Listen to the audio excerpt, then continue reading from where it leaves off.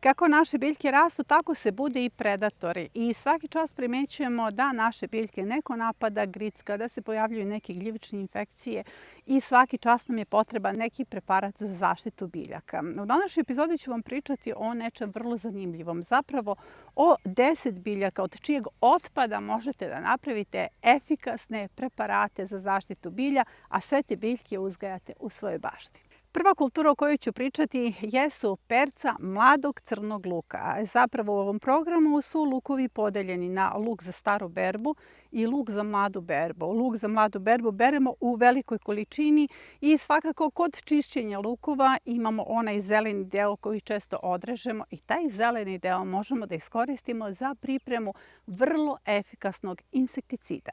Luk za mladu berbu je predkultura za većinu glavnih kultura i to je, kao što sam rekla, odvojeno u ovom programu. Ovo su gredice sa lukom za staru berbu i njih svakako neću dirati, ali luk za mladu berbu se intenzivno bere zato što se ubacuju glavne kulture.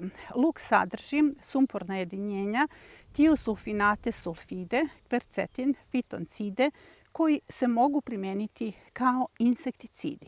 Kada berete luk za mladu berbu, svakako ćete skinuti ove gornje vrhove i ovojnice kod čišćenja luka. Naravno, ne treba da uđe zemlja, može i ovo korenje da se iskoristi.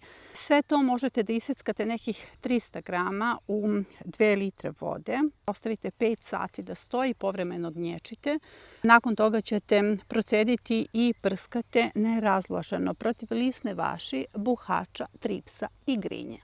Ovako izgleda crni luk kada ga očistimo. Dakle, kompletan otpad se koristi za pripremu preparata. Ali o široj upotrebi crnog mladog luka pisala sam u nedeljniku broj 84 kako da ga dalje koristite za kozmetiku, kako da ga kiselite, zamrznete. Sve to možete da pročitate u nedeljniku broj 84 koji je izašao juče. Ukoliko još uvek ne dobijate naš nedeljnik, on je potpuno besplatan. Dolazi jednom nedeljno na vašu email adresu, a link za prijavu nalazi se u komentaru ispod ove epizode.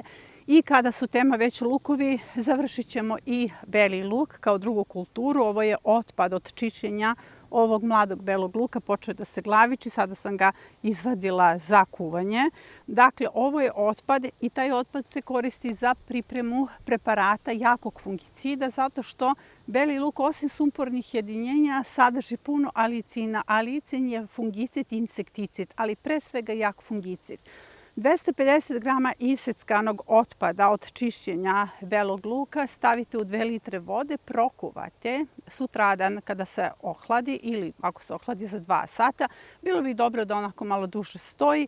Procedite nerazređeno, prskate biljke protiv pepelnice i plamenjače. Sljedeća kultura od čijeg otpada pravite odlične preparate jeste zapravo krompir. List krompira u sebe sadrži solanin koji je jak insekticid. Također, on je resurs za magnezijum i kalijum i možete da napravite vrhunsko tekuće biljno đubrivo za dohranu samog krompira i svih ostalih kalijum zavisnih kultura, pa recimo paprike i paradajz možete odlično da zalivate tim tekućim biljnim đubrivom, ali sada ćemo se pre svega pozabaviti ovim insekticidom. Naglasit ću da i list krompira i otpad od belog i crnog luka možete da zamrznete ako imate mesta u zamrzivaču, vadite po potrebi i pravite preparate. 100 grama iseckanih listova krompira staviti u 1 litru vode, izblendati i neka sve to odstoji nekih sat vremena. Nakon toga procedite, nerazmaženo prskate biljke protiv buhača, lisne vaši i samih zlatica. Kada kupusi počnu da se glaviče, počinjemo sa skidanjem donjih listova. Potrebno je skinuti 2 do 3 donja lista i na taj način sama biljka usmerava snagu u glavičenje. Zapravo postoji vodič za kupusarice koji je snimljen, pa pogledajte kako se održavaju i dalje orezuju, neguju kupusarice, ali za početak kupusarica je 4. kultura od čijih viškova, odnosno listova koje ćemo svakako da bacimo, možemo da napravimo odlično tekuće biljno đubrivo za same kupusarice i ostale azot zavisne kulture. U ovu temu se uklapaju i ove procvetale kupusarice sa kojima ne znamo šta ćemo kada skinemo seme i kada završe svoju ulogu u bašti, jer vidite na njima je sada puno stenica. Imate priču o predatorskoj osici i vezi sa stenicama, a takođe od njih može da se napravi tekuće biljno đubrivo. Tekuće biljno đubrivo nije direktan preparat, već posredno podiže imunitet samih biljaka na uticaj predatora, zapravo ubrzava rast i povećava prinose. Za one koji nas prvi put gledaju, daću recept za tekuće biljna đubriva. Kilogram biljne mase u 10 litara vode stavite u neku kantu, poklopite, odnosno ne sme da bude potpuno poklopljeno, bolje da se stavi neka mrežica, fermentacija 10 dana. Kada se završi fermentacija, razblažujete 1:10 sa vodom i konkretno kada su u pitanju kupusarice, one su resurs za azot. Zalivate sve azot zavisne kulture, u pitanju su vam sve lisnate kulture u bašti, sve kupusarice, salate, blitve, zatim celeri, sve su to azot zavisne kulture, možete da zalivate i praziluk. Sledeća kultura je rukola. Zapravo, rukola kada procveta ima ulogu zaštite u našoj bašti, privlači i stenice i ostale predatore, ali kada završi svoju ulogu i kada uzmete seme od nje ili ako imate u velikoj količini, od nje možete da napravite tekuće biljno đubrivo na bazi kalijuma, a koji je odlično za krompir. Možete da malčirate krompir. Evo, ovaj moj krompir je malčiran isključivo rukolom zato što njen miris odbija zlatice i naravno možete da napravite vrhunski preparat protiv zlatica, sovica i lisnih vaši. Recept je jednostavan. 250 grama rukole iseckate u 2 litre vode. Neka ostane 5 sati i usput onako povremeno gnječite da ispusti što više svog mirisa i onda nerazblaženim preparatom prskate biljke protiv lisne vaši, stenica i različitih vrsta gusenica i naravno zlatica na krompiru. Tek je krenula berba salata i kod čišćenja imamo veliku količinu otpada, dakle svi ovi bočni listovi se moraju iskinuti, ali i ne samo kod čišćenja, dakle kod te vrste otpada. Ako nam masovno cvetaju salate i njih možemo da iskoristimo za pripremu vrhunskog fungicida. I to ne samo za zaštitu povrća, već i za zaštitu voća od monilije. Salata sadrži silicijum i kalijum. Radi se juha od salate za prskanje voća protiv monilije i povrća protiv pepelnice i plamenjače. Vrlo je jednostavno. Kilogram listova potopiti u 10 litara vode, zatim neka odstoji preko noći, kuvati pola sata sutradan. Nakon toga ostaviti da se sve to ohladi 1-2 sata, procediti i prskati u razblaženju 1:5 sa vodom. Otpad kod čišćenja spanaća se takođe može iskoristiti za pripremu tekućeg biljnog đubriva na bazi kalijuma. Malo pre sam dala recept za tekuće biljno đubrivo, on je isti, a zapravo ovo biljno đubrivo možete da koristite za zalivanje krompira, paradajza i paprika. Tekuće biljna đubriva nisu direktni preparati, kao što sam rekla, ne možete da prskate njima biljke, ali oni itekako utiču na pojačanu mikrobiološku aktivnost permamodela ili zemlje i na taj način utiču na podizanje imuniteta samih biljaka.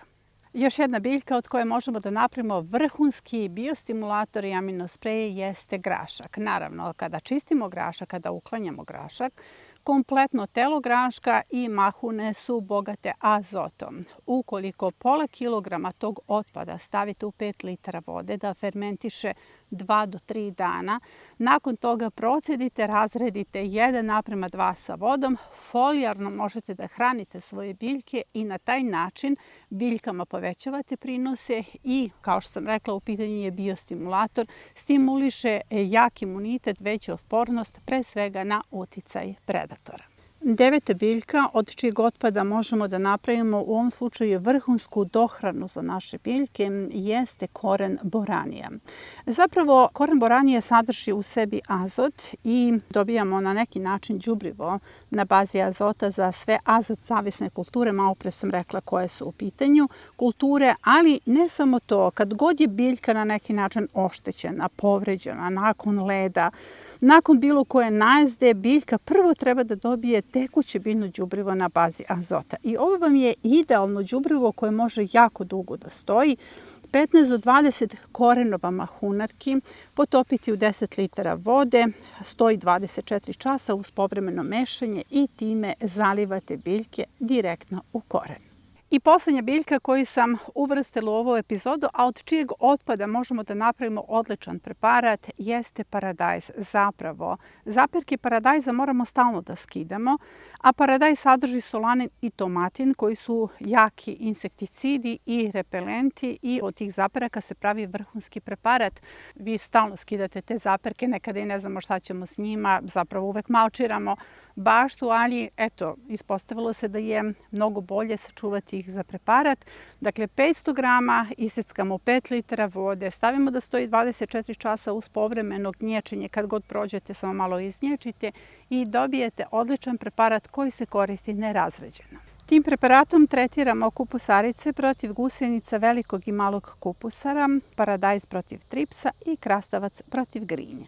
I to je sve za današnju epizodu. Nadam se da vam je bila korisna. U narednoj epizodi ćemo pričati malo o podizanju nosača. Vreme je da dižemo nosače za paradajz, krastavce, lufe, laginarije, visoku boraniju, pa da vidimo šta vam je za sve to potrebno od materijala i na koji način je to potrebno postaviti. Malo su nas ometali traktori, trimeri, ali to je tako kada živite u selu koje je vredno.